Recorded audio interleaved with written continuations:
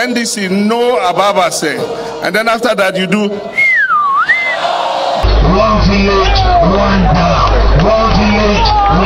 In the early 1950s, at the height of nationalism, Dr. Kwame Nkrumah coined the slogan, "Self-government now," to rally the indigenous people to advocate for independence. Despite counter-slogans from the opposition UGCC, majority of the people resonated with Nkrumah's slogan, an ideology helping him capture political power and independence for Ghana.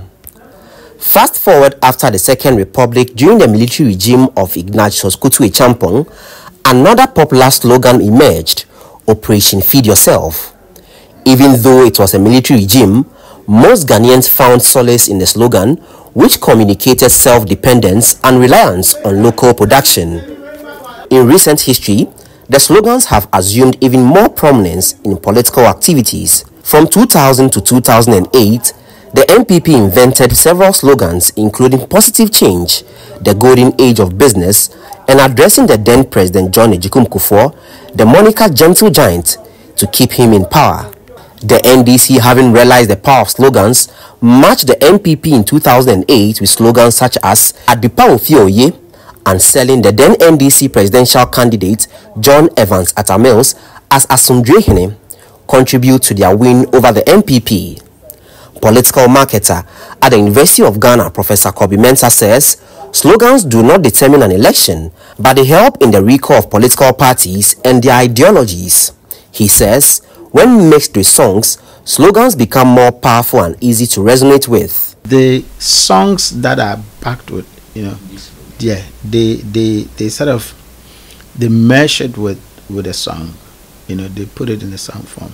And in the African tradition, songs or music is very much basic to our way of life, and so it enhances the recall and then makes people much more adaptable to it, in terms of their political choices. It may not necessarily lead you to vote a particular party or for a particular candidate, because obviously so many factors goes into it. The preparation to vote, that's where it is. However, some critics have argued that slogans from political parties are mere empty promises meant to sway voters. Former President John Dramani Mahama in 2020 called out the government for using what he termed as fanciful slogans. So the problems facing our country and the solutions to them cannot be reduced to a handful of fancy slogans and poorly conceived and implemented half measures aimed at obtaining short-lived political gratification, only to have them inflict deeper socio-economic wounds on our country and leave more problems than they resolve. And so when elections are coming, it's free SHS. Next election, Agenda 111. Our problems go beyond this sloganeering. However, former Trade and Industries Minister under the John Mahama administration, Ekos Pio Gabra, said even the NDC do not understand its slogans to compete with the NPP. And I also tell them that the Yezu, which you heard today, I don't know what it means. Someone asked them, what does it mean? Most people don't know what it means. Yezu, nice slogans, but not any real meaning. So we used to have a hey job, and I ask people that you are in a position, you are saying a hey job, do you know what it means? And they are saying all about the hey job, meaning things are cool. In the meantime, you are hot, you are struggling.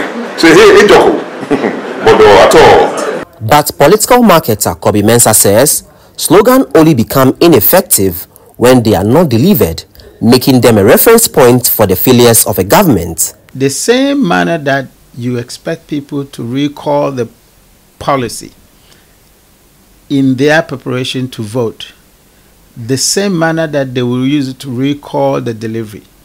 All right. So when you fail to deliver, then it becomes a problem. All right. And that's where they can sharply remember your failure.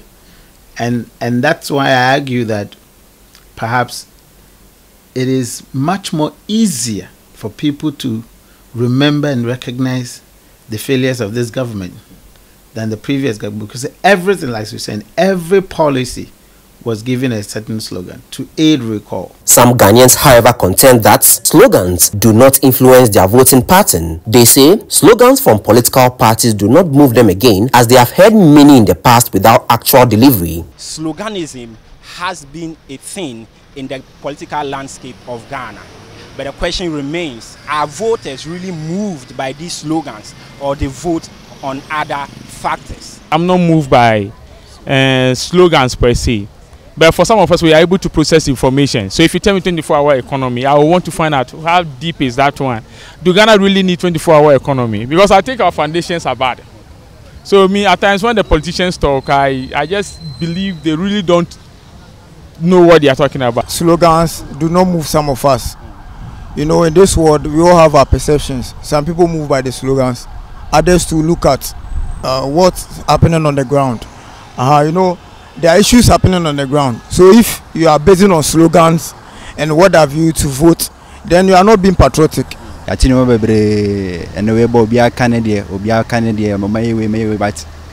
two for me omoba ye hunu hwe what I say omoka but omoba ye don't so omoye bidie but nyene nyina na omeden omoye sisi anu ye pe asumwie ene nyoma be ma omman na yeden etumpon ene yeden ye pe se sisi anu yensaka ntine ne omoka so omoba na so mbaye dia ye be to abana yeden e dia amom.